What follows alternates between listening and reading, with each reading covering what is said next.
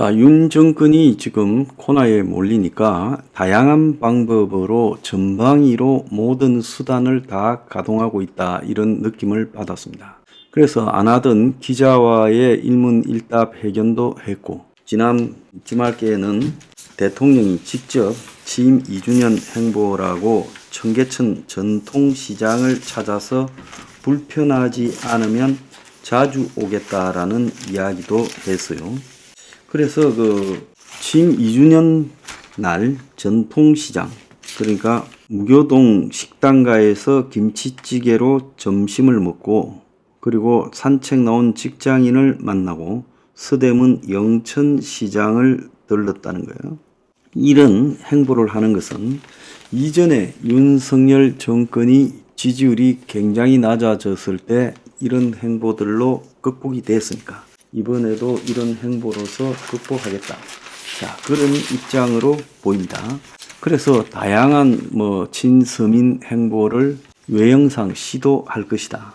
자, 그리고 지금 당내에 지금 지도부를 꾸렸는데 원내대표 추경호, 그리고 사무총장 성일종, 정책의장 정점십 등 친윤을 전진 배치했고, 최고위원격인 비대위원회 유상범 전주의 엄태용, 그리고 김용태를 냈는데 김용태만 빼고는 다 윤 대통령과 가까운 사람이에요.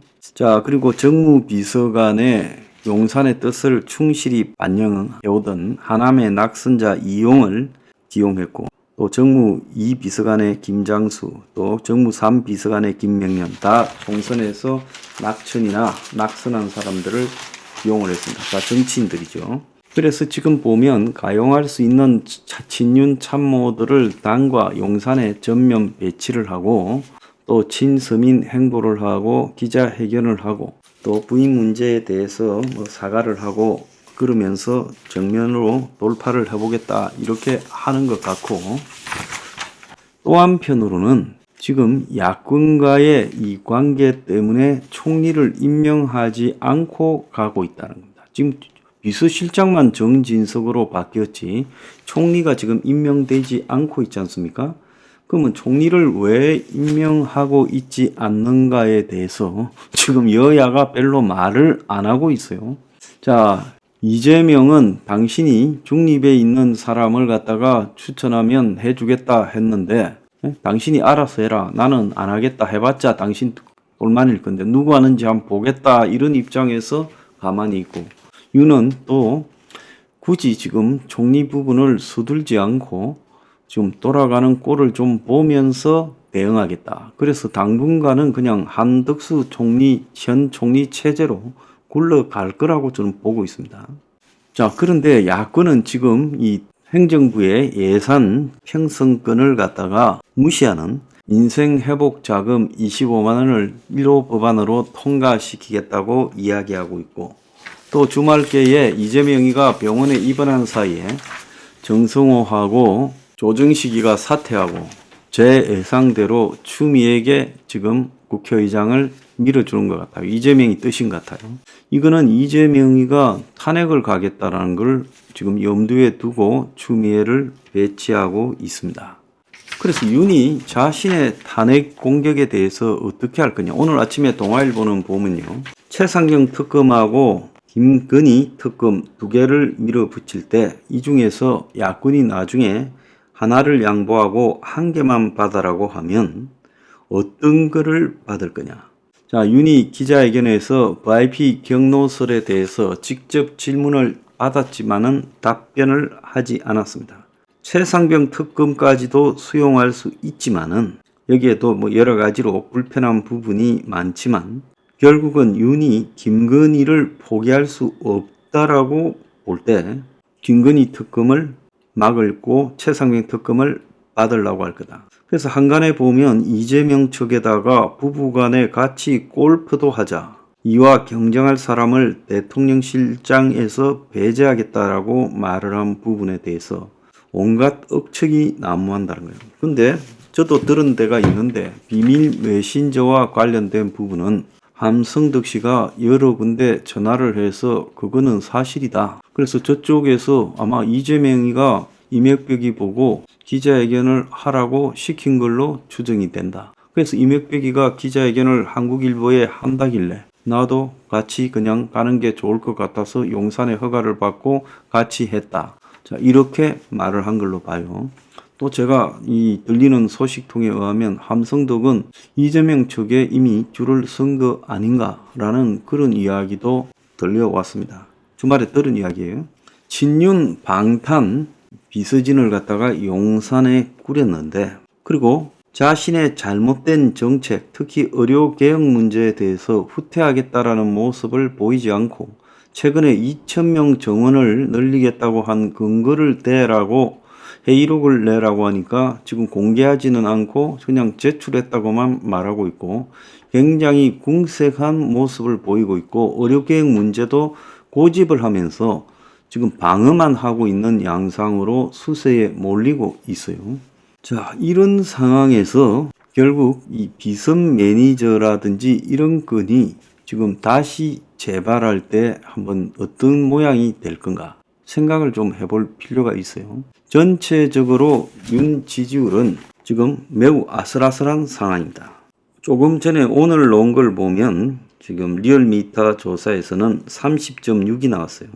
지난주보다 0.3이 올랐다는데, 자, 4월 첫째 주 선거 전에 37.3, 선거 치른 후 32.6, 32.3, 30.2, 30.3, 30.6, 30% 초반대를 머물고 있어요. 갤럽 조사에서도 23, 24, 24 이렇게 가고 있죠. 그래서 지금 윤의 지지율은 24에서 30 사이를 지금 이렇게 머물러 있고, 더 떨어지지도 않지만 올라가지도 않는 상태에 지금 있다라는 겁니다. 자, 여기서 이제 윤은 여러 가지 생각이 들겠지요. 야근하고 좀 더 딜을 세게 해볼까? 아니면 좀 강공으로 한번 밀어붙여 볼까? 또 내가 지금 할 수 있는 카드들, 옛날에 지지율이 떨어졌을 때 그 지지율을 다시 올리는 일들, 그러니까 시장에 다니고, 그 다음에 식당에 다니고, 그리고 내가 생각하는 옳은 정책을 계속 그냥 밀어붙여가면 국민들이 나를 인정하지 않을까. 그리고 또 내 주변의 당이나 용산이나 정부에는 신복들을 이럴수록 더 열심히 박아서 일단은 방탄을 하고 내부에서 배신이 생기지 않도록 잘 챙겨야지. 자, 이런 생각을 하면서, 그렇지만 저 한편으로는 이재명 측하고 라인은 열어놓고 계속 협상하는 모습을 가지고 강공을 늦추어야지라고 생각을 할 겁니다. 그래서 그런 것들이 나름 또 총선이 치고 난 이후에 한 달이 넘었으니까 아마 지난주쯤에 가닥이 잡혔을 거예요.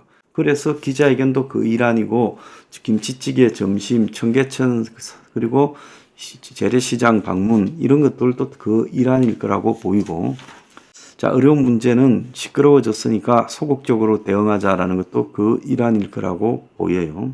그런데 문제는 지금 대통령 주변에 있는 사람들이 떨어지는 것을 일정한 기간 막을 수 있는 능력은 있지만 올릴 수 있는 능력은 없다라는 걸 알아야 되는 거예요. 그리고 또 한편으로 야권하고 딜을 하는 정황이 한 번만 더 튀어나오면 그걸로 끝이라는 걸 알아야 되는 거예요. 지금 20%가 무너지는 순간부터는, 그 다음부터는 방어가 안 될 거라는 것도 알아야 돼요. 그래서 가지고 있는 탄약이나 무기가 극히 제한된 상황에서 맹렬히 밀려오는, 탄핵을 시키겠다, 25만 원을 편성시키겠다, 특검을 하겠다, 이렇게 밀려오는 적군들을 지금 대항해서 고지를 지켜야 되는 매우 어려운 상황이에요.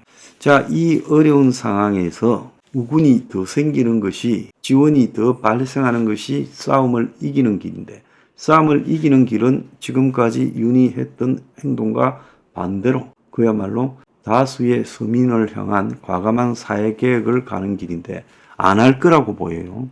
그러면 결국 남은 길은 뭐냐? 탄약이 떨어지면서 전선이 밀리고 고지가 뚫히면서 싸우다가 점점 뒤로 몰려가다가 전멸당하거나 항복하는 길밖에 안 나온다는 거예요. 내 말 잘 생각해 보세요. 지금 버티는 거지, 그 버티는 걸 가지고 옛날에 셀 때도 만만찮은 적군이었는데 지금 다 무너져서 일부 빠져나가고 군사도 작아졌고 무기나 탄약도 작아졌는데 땅도 좁아졌고 그걸 가지고 얼마나 더 버틸 수 있겠냐. 그래서 기술공학적인 테크닉, 옛날에 MB 주변에 있던 기술자들 그대로 남아서 그런 걸 짜는지 모르겠는데 기술공학적인 테크닉으로는 버티기 어렵다는 거예요. 정신 똑바로 차리기 바랍니다.